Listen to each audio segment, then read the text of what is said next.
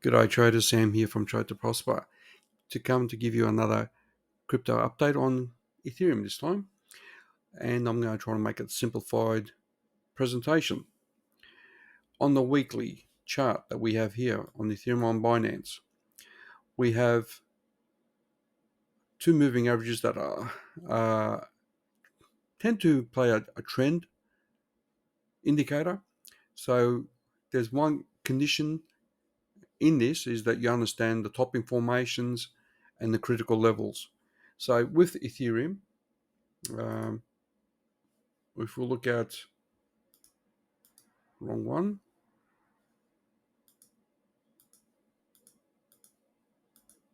that neckline, mind you, keep a note on the Fibonacci from swing high to swing low to swing high. We get this movement to the downside and the bottom. What we also can see is this neckline here. And so on the weekly, once we lose this neckline, you can see our price just drops, and that's actually that's a big drop there already. So, but anyway, the whole point is once it couldn't hold this level on the weekly, it capitulated and then it acted as a resistance and so on. Now, while we can use this neckline, it's just by experience looking at the neckline. Once we drop below it, we start our focus on the moving averages. So the 21 weekly moving average is the red, and the 10 usually plays a trend.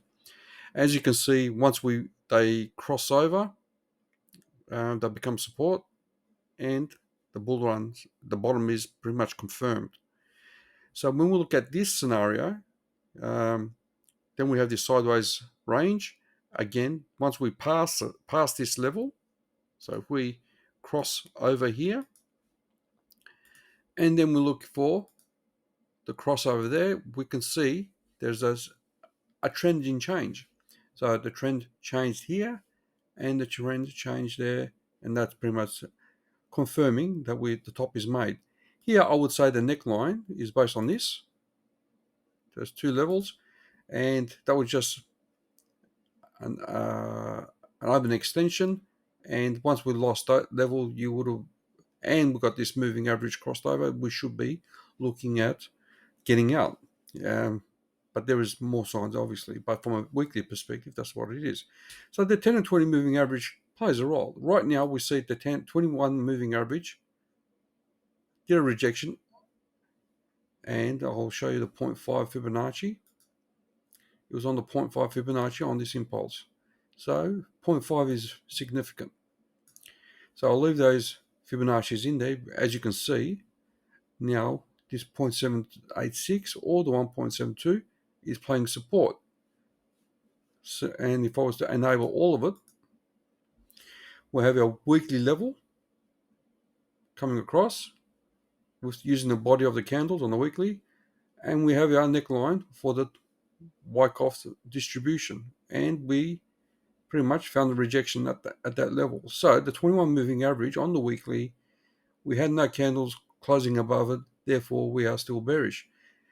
The distance between the moving averages is significant at the moment, so it's still bearish. And you can see if you use a reference, the 10 was pretty much all the way through. Once that crossed over, the 10 was always the moving average as resistance, and the 21 didn't really play a role all the way down. Here we have the 21. So can we say that we're at this phase? Well, we had that phase there already. So this is a significant drop anyway. Now, if we look at that level, if we get our Fibonacci to the bottom, it is a 0.382 from the top down. So that was our main level. Yep, we wicked down, but that is a key level. So if we lose this key level, we're going to go much, much down. And I would say the next one is the 0.5 or the 2. So these Fibonacci is starting to play. So keep an eye on this. But I do think in the short term, the Ethereum's Ethereum's bottom is in, and it might just do what we have here. So let's have a look at that. Let's just bring that out, and you can see when we align our, whoops, that wasn't the right way. If we do that, the 0.618 from the swing high to the low acts as support. Now, if we do the same here, no, that's not the one. Very similar, using the wicks. The 0.618 hasn't really been touched yet. We might be able to use it like that with the body of the candle, so we ignore that wick. And the 0.618 might get a reversal here, might play strong reversal if we use that. If we don't, then it's got a bit more further down. And you can see this Fibonacci is really, if we come in close, is really playing the resistance, this fib level. So just look at the fib extensions and the macro fib along with the local. You can see how everything plays its role. So this might be the case where we find support and then we just watch this level. So let's put the trend line in. This 21 moving average is going to play a role. It's going to come down, and we might, if the news is good with the interest rates, we might just get another bounce, and the 21 moving average will probably come down. And so this level is going to be significant to break. If we break that, guys, I would go long. That will go long, and you might make a good trade. And I don't expect it to go real far. It's probably more so if we do this to the top, we might just hit the 0.5 fib level to there and then come back down. Or alternatively, we might even get to this level and come back down. And then we could work out if it's a trend line like that or if the trend line is that way. So this one seems to be significant. This is already touching a few points already based on the log setup. So if we do break this level, I would say it's even more confirmation that it's bullish, and we might just do the inverted bar setup and continue on. But that's going to be very hard to see. I think it'll come back down before we make another entry. So I'm looking at this scenario where if we get good news, if we get bad news, it's just going to come back down. And it's going to play something that we haven't seen before. If we get some good news with the interest rates or the Fed, we'll probably break this. I think because that's a one, two, three. We might just get a little rejection before we break up, and that's going to be a great opportunity. So when it really comes down to is the Fed making a call. So Ethereum is pretty good. Bitcoin will be doing something similar, as it's right at the bottom, looking for a breakout. We'll have a quick look if you want. But I'm looking at that scenario where we need to break the 21 moving average, and these trend lines work, the fib works, so we need to keep an eye on it. Now, if we look at the moving averages on the weekly, they comply as well.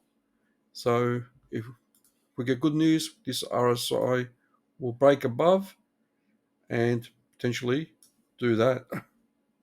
And we'll go our confirmation, like a triangle, something like that. And that's our signal to go in pretty much. What we're looking for is this to turn around on the weekly. So this is not finished yet. It's just a stub. But it's bearish at the moment. If you look at that, the stochastic. But the thing is, right there, it's just at the moment with that candle. The week's not closed. If the week turns bullish, this blue one will just turn up, and that will be a signal, most likely on the week. So this weekly is, I guess, this weekly is critical for Ethereum as well as Bitcoin. So the RSI is compliant. We've got two levels to break with the RSI. One's the slope, and the other one is the horizontal, and I'm looking forward to making a good trade with Ethereum. And if that's the case, then we'll look at the other alts that they all reverse at the same time, so it might be a good chance. But I'm not bullish at the moment. I think this is likely to break down. That's just an opinion, um, but my opinion doesn't really matter at the moment. I'm going to go with what the chart says. So if you like what you see, please give me a like and a share, and I'll talk to you soon. Cheers.